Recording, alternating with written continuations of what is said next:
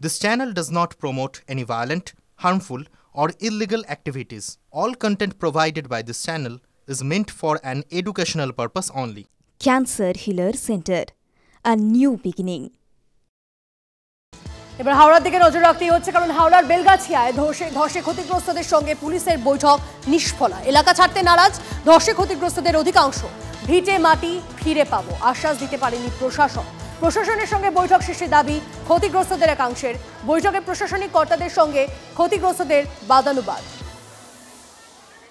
এই যে ক্ষতিগ্রস্ত পরিবার, তাদেরকে প্রশাসনের তরফ থেকে জানানো হয়েছে যে এই মুহূর্তে তাদের পুনর্বাসন দেওয়ার জন্য স্থানীয় একটি স্কুলে ব্যবস্থা করা হয়েছে এবং এই যে ভেঙে যাওয়া বাড়ি বা ফাটল ধরা বাড়িগুলি, সেই বাড়িগুলিকে ফাঁকা করে সেই জায়গা ভেঙে মাটির পরীক্ষা হবে এবং পরবর্তীকালে বেলগাছিয়া ডাম্পিং গ্রাউন্ডের যে বর্জ্য পদার্থ সেগুলিকে সরিয়ে এবং পরবর্তীকালে সেই জায়গা থাকার যোগ্য হবে কিনা সেটাও কিন্তু প্রশ্ন উঠছে।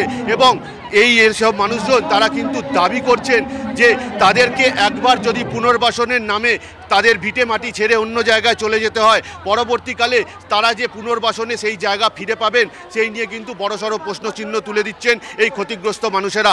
তারা আশঙ্কা প্রকাশ করছেন যে টিকিয়াপাড়াতেও বিগত দিনে এরকম একটা চিত্র দেখা গেছিল, পরবর্তীকালে তারা পুনর্বাসন পাননি। এক্ষেত্রেও যদি এই রকম ঘটনা ঘটে তবে এই শতাধিক পরিবার তারা পথে বসবেন, মাথার ওপর ছাদ হারাবেন ভিটে মাটি।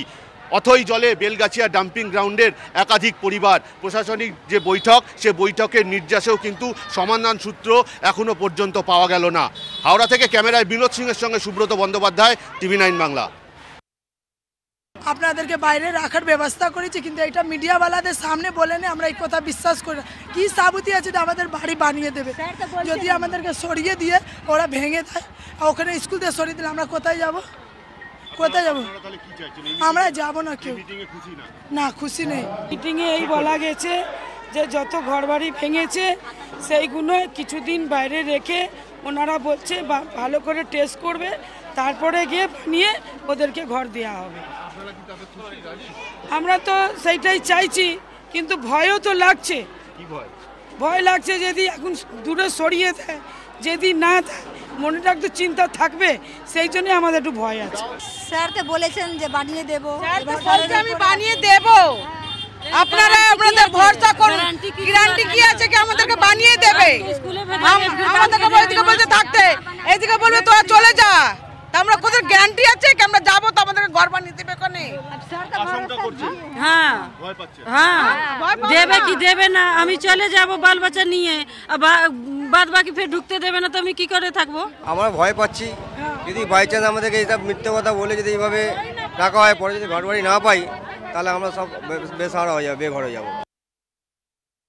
আলোচনা বলতে এখানে যারা ক্ষতিগ্রস্ত পরিবার আছে তাদের সাথে আমরা এখানে প্রশাসনের তরফ থেকে যা ভাবছি, আমাদের এখানে সিভিল সাইড থেকে এডিএম এলআর ছিলেন, এসডিও সদর ছিলেন, যে ডিএমডিসিরা সব তত্ত্বাবধানে আছে তারা ছিলেন, আর পুলিশের তরফ থেকে আমরা ছিলাম। এটা কিছু নয়, বেসিক্যালি যাতে প্রশাসন আর যারা এখানে আছেন তাদের মধ্যে কোনো রকম কমিউনিকেশন গ্যাপ না থাকে। প্রশাসনের তরফ থেকে যা যা ভাবা হচ্ছে, যা যা করা হচ্ছে, সেগুলো যাতে এনাদের মধ্যে ভালো করে পাস অন করা যায় সেই জন্য। এই সমস্যা সমাধানের পর কি বলেছেন পুরমন্ত্রী ফিরহাদ হাকিম? তিনি কি বলছেন, তিনি কি আশ্বাস দিয়েছেন শোনাবো আপনাদের। যে মানুষজনগুলো ভাগাড়ের পাশে থাকে, যাদের ভাঙা দেখা যাচ্ছে ঘর, তারা ওগুলো এনক্রোচার, তারা ভাগাড়ের জায়গাতেই, যেখানে ভাগাড় ছিল সেই জায়গাতেই তারা রয়েছে। সেখানে সলিড মাটি নেই, বাউন্সি ল্যান্ড সেখানে। তবুও মুখ্যমন্ত্রী বলেছেন যে গরিব মানুষকে দেখতে আমরা ওখানে কাছাকাছি জায়গা দেখে বাংলার বাড়ি করার প্রকল্প, এবং কিছুদিনের 2-4 দিনের মধ্যে ওখানে ওদের যাতে টেম্পোরারি একটা যে বাড়িগুলো ভেঙে তাদের একটা কিছু অল্টারনেটিভ করে দেওয়া যায়। কারণ ওখানে যেই আমরা করবো মাটির বাড়ি করবো, সিমেন্ট বালি দিয়ে বালি করবো, ওটা আবার ভেঙে যাবে। তো এমনকি একটা অল্টারনেটিভ আমরা খুঁজছি। মানুষ যদি মিক্স বেস দেয়, আমার কেন আমার পিতৃদেবেরও ক্ষমতা নেই স্বর্গের থেকে আসার পরে যে কিছু করা। যদি সেগ্রিগেটেড বেস্ট প্রত্যেক বাড়ির থেকে দেয় যে হ্যাঁ আমরা ওয়েট বেসটা আলাদা দেবো আর ড্রাই বেসটা আলাদা দেবো, তাহলে ড্রাই বেসটা প্রসেস করে ফার্টিলাইজার কিংবা সিএনজি গ্যাস করা যেতে পারে, আমরা প্রকৃত পরিকল্পনা নিয়েছি। আর ওয়েট বেস ড্রাই বেসটা আমরা R&D করে সেগুলোকে পাওয়ার প্লান্ট বা সিমেন্ট প্লান্টে পাঠাবে, এই পরিকল্পনা চলছে। জমি বিবাদের রণক্ষেত্র কোচবিহারের শীতলকুচি 2 বিঘা জমি নিয়ে দুই পরিবারের লাঠালাঠি, সংঘর্ষে জখম অন্তত 10 জন। শীতলকুচির নেপড়া গ্রামে ধুন্ধুমার। আজ নেপড়া গ্রামে নিজের জমিতে চাষ করছিলেন মোসলেম মিয়া, তখনই চাষে বাধা দেয় রিয়াজুল মিয়ার পরিবার। এরপরই শুরু হয় বচসা মারধর, সংঘর্ষে জখম দুপক্ষের 10 জন। মিথ্যে মামলায় ফাঁসানোর অভিযোগে বিষ খেয়ে আত্মঘাতী প্রৌঢ়।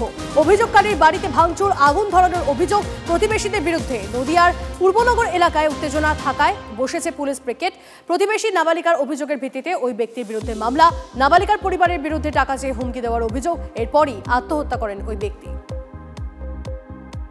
জীবিত স্ত্রীর শ্রাদ্ধ করলেন স্বামী। গয়না, ব্যাংকে গচ্ছিত টাকা নিয়ে স্ত্রী প্রেমিকের সঙ্গে পালিয়ে গিয়েছেন বলে অভিযোগ মালদার হরিশ্চন্দ্রপুরের বাসিন্দা অচিন্ত রায়। থানায় নিখোঁজ ডায়েরিও করেছিলেন তিনি। পরে সোশ্যাল মিডিয়ায় জানতে পারেন স্ত্রী তার প্রেমিকের সঙ্গে আছেন। এরপরই স্ত্রীর শ্রাদ্ধানুষ্ঠানের আয়োজন করেন ওই ব্যক্তি। হুগলিতে সরকারি হাসপাতালে বসলো oxygen plant. 13,000 litre liquid medical oxygen জমা থাকবে প্লান্টে। রাজ্য সরকারের 50 লক্ষ টাকা খরচে চুঁচুড়া ইমামবাড়া জেলা হাসপাতালে তৈরি হয়েছে এই প্লান্ট থেকে সরাসরি ওয়ার্ডে অক্সিজেন সরবরাহ হবে পাইপলাইনের মাধ্যমে। এর ফলে বছরে 4 কোটি টাকা সাশ্রয় হবে স্বাস্থ্য দপ্তর।